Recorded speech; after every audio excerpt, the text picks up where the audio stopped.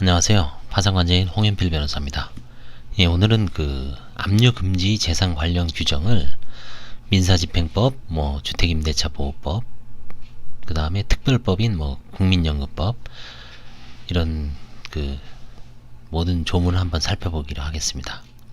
이 압류금지 재산이 왜 중요하냐면 민사집행법상 압류금지 재산은 채무자가 파산했을 때 파산 절차에서도 관제인이 환가를 할 수 없는 겁니다. 왜냐면 이 민사집행 파산도 일종의 포괄적 집행이기 때문에 민사집행법의 적용을 그대로 받습니다.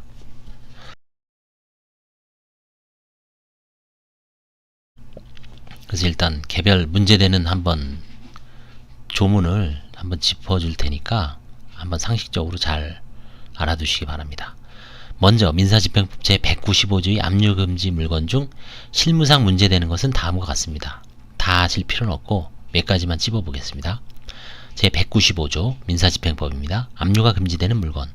다음 각호의 물건을 압류하지 못한다. 2005년도에 개정됐습니다. 1호 채무자 및 그와 같이 사는 친족, 사실상 관계에 따른 친족을 포함한다. 이하 2조에서 채무자 등이라 한다.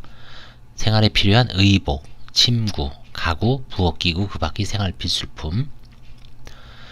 그래서 이제 유체동산 경매가 들어올 때 파산하신 분들은 근데 이거에 해당되는 건 아니죠. 대부분 냉장고, TV, 전축, 컴퓨터 이런 거는 사실 여기에 해당되는 게 아니기 때문에 원칙적으로는 민사집행에서 집행을 할 수 있고 보통 한 100에서 200 정도 나오죠. 그럼 배우자 몫을 빼고 나머지는 이제 채무자 명의로 가족 명의로 낙찰받아서 추후의 어떤 집행에 대비하는데 원칙적으로 하여튼 잘 읽어보시면 여기에는 해당되는 건 아닙니다. 의복, 침구, 가구, 부엌기구, 그 밖의 생활필수품. 파산해서 유체동산을 압류를 하지 않는 것은 일종의 이제 면제재산 범위의 생활필수품으로 봐서 안 하는 거에 불과합니다. 3호 채무자 등의 생활에 필요한 1월간의 생계비로서 대통령령이 정하는 액수의 금전. 이게 지금 대통령령으로 185만원으로 지금 증가를 했습니다. 150에서 185만원. 6호 전문직 종사자, 기술자, 노무자 그 밖에 주로 자기 정신적 또는 육체적 노동으로 직업 또는 영업에 종사하는 사람에게 없어서는 아니 될 제복, 도구 그 밖에 이에 준하는 물건. 15호 채무자 등의 일상생활에 필요한 자동차로서 자동차관리법이 정하는 바에 따른 장애인용 경형 자동차. 그 다음에 민사집행법 제246조의 압류금지 채권. 이게 더 중요하죠. 더 금액이 크고 압류금지 채권은 다음과 같다. 이 압류금지 채권은 잘 알아두셔야 됩니다. 246조 다음 각호의 채권을 압류하지 못한다. 1. 법령에 규정된 부양료 및 유족 부주료. 예를 들어서 이제 배우자한테 받는 배우자한테 매달 애들 양육비로 100만원씩 받을 때 그거를 압류할 수가 없죠. 통장을 알고 있어요. 100만원씩 꼬박꼬박 들어옵니다. 압류 못합니다. 2호 채무자가 구호사업이나 제3자의 도움으로 계속 받는 수입. 3호 병사의 급료. 4호 급료, 연봉, 연금, 봉급, 상여금, 퇴직연금 그 밖에 이와 비슷한 성질을 가진 급여 채권의 2분의 1에 해당하는 금액. 2분의 1 범위까지는 압류가 가능하고 2분의 1 넘으면 안 된다는 겁니다. 다만 그 금액이 국민기초생활보장법에 정한 최저생계비를 감안하여 대통령령이 정하는 금액에 미치지 못하는 경우 또는 표준적인 가구의 생계비를 감안하여 대통령령이 정하는 금액을 초과하는 경우에는 각각 당해 대통령령이 정하는 금액으로 한다. 5호 퇴직금 그 밖에 이와 비슷한 성질을 가진 급여 채권의 2분의 1에 해당하는 금액. 그래서 퇴직금 같은 경우에는 파산에서는 2분의 1까지는 압류를 하고 2분의 1은 채무자의 재산으로 남겨두죠. 6호 주택임대차보호법 제8조 같은 법 시행령의 규정에 따라 우선 변제를 받을 수 있는 금액. 이건 나중에 또 나옵니다. 7호 생명, 상해, 질병, 사고 등을 원인으로 채무자가 지급받는 보장성 보험의 보험금, 해약 환급 및 만기 환급금을 포함한다.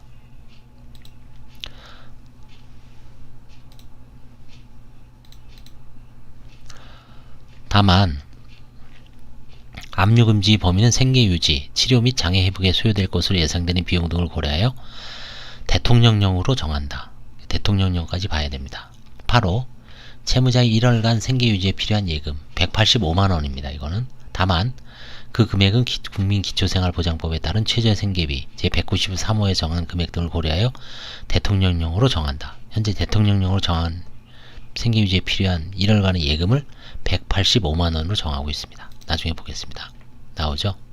민사집행법 시행령 제3조 압류금지 최저금액 제3조 압류금지 최저금액 법 제246조 제1항 제4호 단서에서 국민기초생활보장법에 의한 최저생계비를 감안하여 대통령이 정하는 금액이란 월 185만원을 말한다. 최저생계비를 감안한 예금을 185만원으로 정하고 있습니다. 민사집행법 시행령 제4조 압류금지 최고금액 제4조 압류금지 최고금액 법 246조 제1항 제4호 단서에서 표준적인 가구의 생계비를 감안하여 대통령령이 정하는 금액이란 제1호에 규정된 금액 이상으로서 1호와 2호의 금액을 합산한 금액을 말한다. 1호 월 300만원 2. 법 제260조 제1항 제4호 본문에 따른 압류금지 금액 월액으로 계산한 금액을 말한다. 해서 제1호의 금액을 뺀 금액의 2분의 1 300-185 곱하기 2분의 1 뭐 이런 식으로 계산이 됩니다. 그 다음에 이제 중요한 게 주택임대차보호법 시행령 제10조 보증금 중 일정액의 범위 제10조 보증금 중 일정액의 범위 법 제8조에 따른 우선 변제를 받을 보증금 중 일정액의 범위는 다음 각호의 구분에 의한 금액 이하로 한다. 2018년 9월 18일 날 마지막으로 개정됐습니다. 자, 서울특별시는 얼마냐? 3,700만원입니다. 2호 수도권 정비계획법에 따른 과밀 억제권력 서울특별시를 제외하고 주로 경기도를 얘기합니다.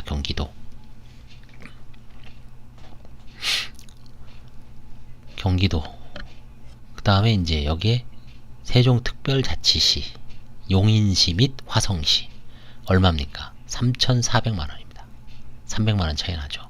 그러니까 하여튼 서울은 3,700만원이라고 보시면 되고 경기도에 계신 분들은 요 수도권 정비계획법에 따른 과밀 억제권력 다 과밀 억제권력이 아닙니다. 경기도 중에서 과밀 억제권력하고 세종시, 용인시 및 화성시만 3,400만원입니다. 용인시 및 화성시는 예전에는 3단계였는데 언제 격상이 됐어요. 아마 부동산 값이 올라서. 3호 광역시 수도권 정비계획법에 따른 과밀 억제권력에 포함된 지역과 군지역은 제외한다. 그러니까 수도권 정비계획법에 따른 과밀 억제권력에 포함된 지역은 2호로 가고요. 그 다음에 군지역은 제외한다. 군지역은 예를 들어서 인천광역시 몽진군, 인천광역시 강화군 여기는 이제 여기에 해당되지 않고 4호로 내려갑니다. 광역시는 어디 있습니까? 전국에 있죠. 서울, 부산, 대구, 광주 이런데 광역시. 그 다음에 안산시, 김포시, 광주시 및 파주시 이때는 2천만원입니다. 그러니까 이 지방 광역시는 얼마 안 되죠. 2천만원. 부산, 대구, 광주 또 광역시가 울산 이런 2천만원입니다. 그 다음에 나머지 지역 대부분 이제 군지역이죠. 1,700만원입니다. 그래서 이렇게 4단계로 나눠집니다. 3,700, 3,400, 2,000, 1,700 차이가 크죠. 그래서 하여튼 서울은 잘 3,700이라는 것만 알아두십시오. 2항 임차인의 보증금 중 일정액이 주택가액의 2분의 1을 초과하는 경우에는 주택가액의 2분의 1에 해당되는 금액까지만 우선 변제권이 있다. 임차보증금 중 일정이 주택가액의 2분의 1을 초과하는 경우가 있을 수 있겠죠. 그때는 2분의 1에 해당하는 금액까지만 우선 변제권이 있고 3항 하나의 주택의 임차인이 2명 이상이고 그 각 보증금 중 일정액을 모두 합한 금액이 주택가액이 2분의 1을 초과하는 경우에는 그 각 보증금 중 일정액을 모두 합한 금액에 대한 각 임차인이 보증금 중 일정액의 비율로 그 주택가액이 2분의 1에 해당되는 금액을 분할한 금액을 각 임차인이 보증금 중 일정액으로 본다.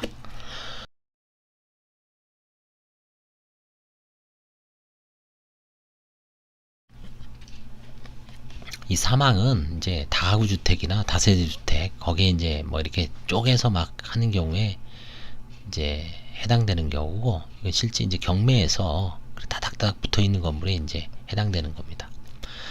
사항, 하나의 주택의 임차인이 2명 이상이고 이들이 그 주택에서 가정 공동생활을 하는 경우에는 이들은 한 명의 임차인으로 보아 이들이 각 부정금을 합산한다.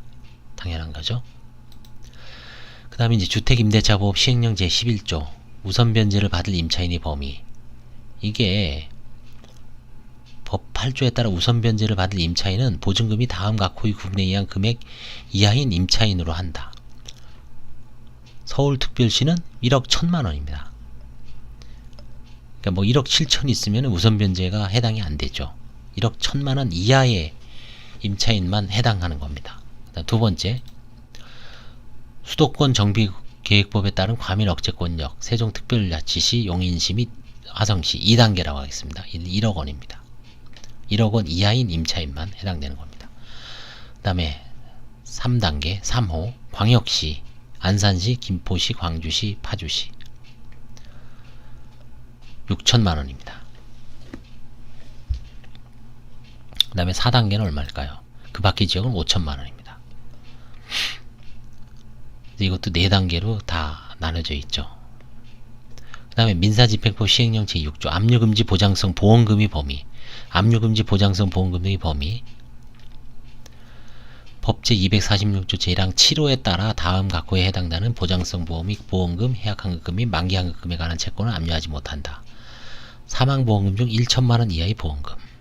2호 상해, 질병, 사고 등을 원인으로 채무자가 지급받는 보장성 보험의 보험금 중 다음 항목에 해당되는 보험금.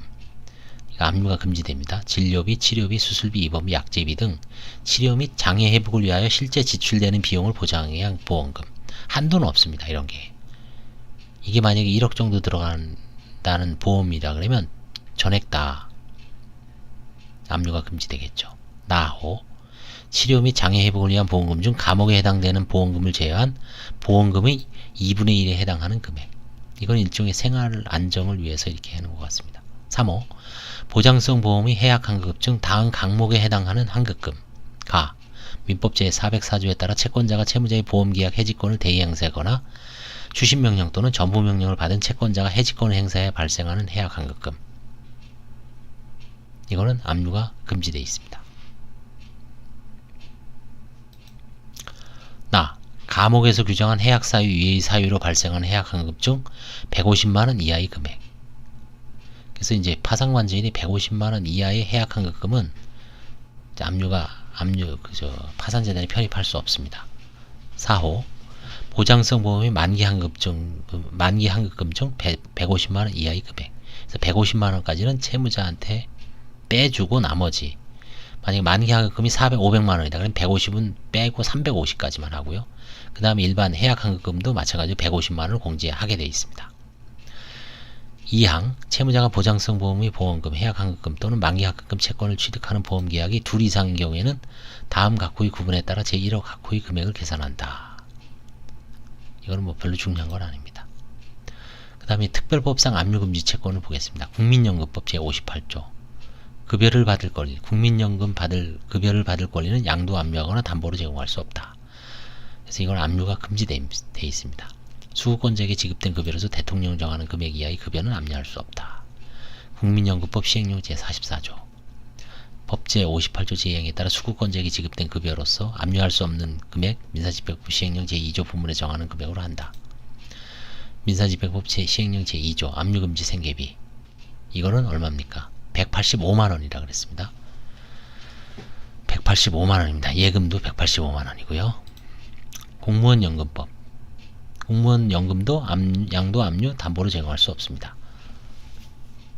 다만 공무원연금도 국세징수법, 지방세기본법 그 밖의 법률에 따른 체납 처분인 세금은 들어갈 수 있다는 얘기죠. 그래서 세금은 결국은 세금으로 국가는 압류할 수 있다는 얘기입니다. 자, 그래서 일단 일반인들 입장에서는 서울 기준으로 한 5가지 정도만 알고 있으면 돼요. 뭐냐 하면 서울의 임대차 보증금 소액 임차 최우선 변제권 인정되는 그 금액은 1억 1천만원 이하인 임차인에 한한다. 두 번째, 최우선 변제권은 서울은 3,700만원이다.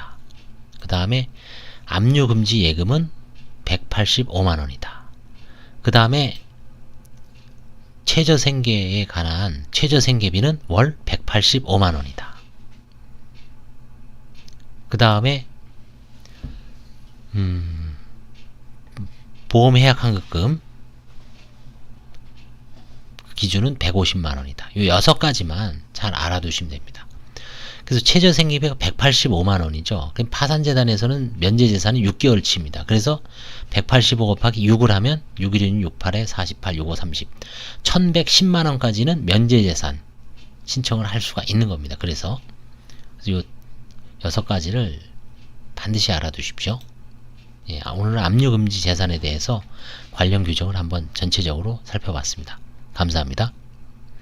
도움이 되셨다면 좋아요와 구독 좀 눌러주세요. 부탁드리겠습니다.